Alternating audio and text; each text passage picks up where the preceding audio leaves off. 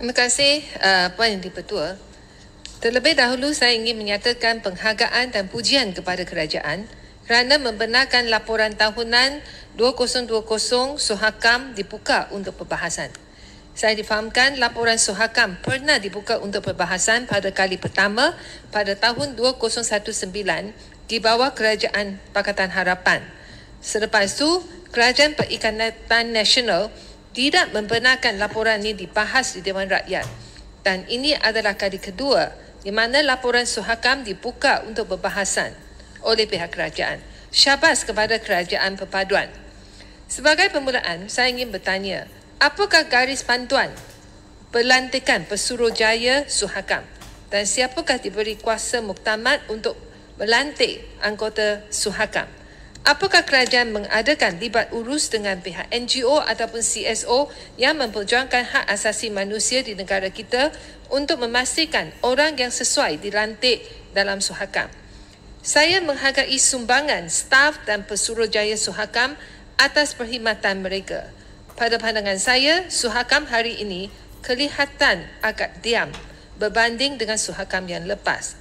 Dulu kami selalu lihat Pesuruhjaya Suhakam turun padang dan mengadakan pelbagai aktiviti seperti menjadi pemantau dalam perhimpunan bersih, mengadakan pendengaran terbuka terhadap mangsa yang mengadu tentang penyalahgunaan kuasa, pegawai penguatkuasaan dan sebagainya. Tetapi hari ini kami jarang baca kenyataan dan aktiviti Suhakam dan kebanyakan kita tidak mengenali siapakah Pesuruhjaya Suhakam. Saya tidak pasti sama ada pihak kerajaan telah melantik Pesuruhjaya yang baru. Saya ingin menyeru kerajaan mengadakan libat urus dengan pihak CSO dari segi pelantikan Pesuruhjaya Suhakam kerana orang yang betul boleh menjadikan Suhakam lebih aktif. Saya juga berharap mereka yang ada latar belakang perjuangan hak asasi manusia dilantik menjadi Pesuruhjaya. Saya juga ingin menyeru supaya Suhakam diberi lebih peruntukan untuk menjalankan aktiviti hak asasi manusia. Saya juga berharap Suhakam adakan libat urus dengan ahli parlimen dan juga agensi-agensi penguatkuasaan kerajaan. Malaysia adalah anggota dalam Majlis Hak Asasi Manusia Pertubuhan Bangsa-Bangsa Bersatu ataupun UN Human Rights Council dan keanggotaan kita akan berakhir pada tahun depan. Jadi adalah penting bagi kita untuk melantik orang yang berkaliber dalam badan hak asasi antarabangsa ini demi mencapai objektif the right person sits in the right position for human rights for all. Puan Yang di-Pertua, mengikut laman web UNHCR, Malaysia mempunyai 181,000 pelarian dan pencari perlindungan asylum seekers. Di antaranya 85% daripada Myanmar termasuk 103,000 Rohingyas. Pelarian yang lain adalah 50 negara yang lain termasuk Pakistan, Yemen, Syria dan Somalia. 67% pelarian adalah lelaki dan 33% adalah wanita. Di antaranya 45,650 adalah kanak-kanak di bawah umur 18. Mereka kebanyakan duduk di semenanjung Malaysia, khususnya di Lempah Klang, Johor dan Pulau Pinang. Malaysia terima pelarian-pelarian asing ini bila mereka menghadapi masalah dan penindasan di negara asal mereka demi peri kemanusiaan. Ramai pelarian ini telah bermastauti negara kita berpuluh-puluh tahun dan generasi kedua, malah ketiga telah pun dilahirkan. Dasar yang membenarkan mereka duduk di Malaysia tetapi melarang mereka bekerja secara sah dan tidak membenarkan mereka untuk menerima pendidikan formal adalah amat tidak adil dan tidak masuk akal. Dasar ini membuka peluang bagi mereka untuk dieksploitasi dan hidup dalam keadaan yang papa miskin. Saya faham kerajaan dalam keadaan yang serba salah dalam isu pengendalian pelarian di negara kita kerana ia telah menjadi isu yang rumit dan kita juga tidak mahu membuka pintu kepada lebih pelarian datang ke negara kita dengan saluran yang haram.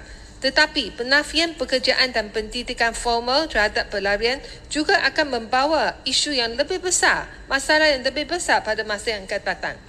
Untuk makluman Dewan ini, kumpulan rentas Parti Parlimen Malaysia KRPPM ataupun kita panggil All Party Parliamentary Group Malaysia APPGM telah menubuhkan fokus group bagi polisi pelarian polisi pelarian. Saya menyeru Suhakam akan prihatin terhadap pencabulan hak asasi manusia pelarian di negara kita. Saya juga mencadangkan Suhakam akan bekerjasama dengan KRPPM dan CSO yang berusaha dalam isu pelarian untuk mengkaji isu pelarian dan membentangkan cadangan kepada kerajaan. Poin yang dipertua, saya memuji Suhakam kerana telah mengadakan pendengaran terhadap kes kehilangan empat individu di bumi Malaysia, iaitu Amri Cekmat yang hilang sejak 24 November tahun 2016, Joshua Hilmi dan isteri beliau Ruth Sitepu yang dilaporkan hilang pada bulan November 2016 dan Raymond Koh pada 13 Februari 2017. Sehingga hari ini, selepas lebih 6 tahun, keluarga keempat-empat individu tersebut belum mendapat keadilan dan keluarga mereka masih menunggu siasatan dan jawapan daripada pihak kerajaan. Pada 9 Mei yang lepas, Mahkamah Tinggi telah memerintahkan kerajaan Malaysia mendedahkan secara terhad laporan pasukan petugas khas yang diklasifikasikan sebagai rahsia rasmi berhubung dengan kehilangan aktivis sosial Amri Cekmat kepada isteri Amri dalam tempoh 7 hari. Saya ingin tanya, kenapakah kerajaan memohon kepada Mahkamah Tinggi untuk menggantung perintah mahkamah tersebut? Isteri Amri memang berhak untuk mengetahui apa yang berlaku kepada suaminya yang telah hilang 7 tahun. Ini adalah bercanggah dengan hak asasi manusia dan Suhakam sepatutnya menyatakan pendiriannya dalam isu ini. Puan Dipertua, saya ingin merujuk kepada halaman 164 laporan tahunan Suhakam 2020 berkenaan dengan orang asli atau orang asal. Saya ingin tahu tentang status berkenaan dengan laporan inquiry nasional mengenai tanah orang asli yang telah ditepikan oleh Suhakam pada tahun 2013. Apakah kerajaan akan mempertimbangkan syur-syur yang diberikan oleh Suhakam bagi menangani masalah tanah adat di kalangan masyarakat orang asli? Seksyen 21-3 Akta Suhakam menyatakan bahawa Suhakam boleh pada bila-bila masa mengemukakan laporan khas kepada Parlimen berkenaan dengan apa-apa perkara yang dirujuk kepadanya. Saya berharap agar laporan ini dibentangkan di Parlimen dan dibahaskan memandangkan masalah tanah adat sering menjadi masalah utama bagi masyarakat orang asli. Di antara syur-syur yang diberikan oleh Suhakam adalah pertama, pengiktirafan tanah orang asli di kawasan yang dilindungi. Kedua, membuat perbincangan tetap dan berterusan di antara masyarakat orang asli, kerajaan, ahli-ahli parlimen serta pihak-pihak berkepentingan untuk mendapatkan persefahaman tentang tanah adat orang asli dan membincangkan dasar-dasar dan undang-undang yang melindungi hak orang asli agar undang-undang kita membayangkan United Nations Declaration on Indigenous Rights. Saya tahu masa saya tidak cukup dan secara ringkas puan yang dipertua, saya nak rujuk kepada halaman 185 laporan tahunan Suhakam 2020 berkenaan dengan perniagaan dan hak asasi manusia ataupun business and human rights.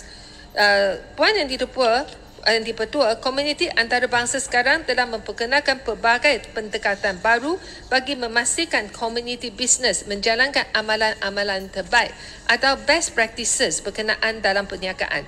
Sekarang kita juga memperkenalkan dengan ESG, Environment, Social and Governance, Due Diligence, sebagai tambahan kepada traditional due diligence yang sedia ada.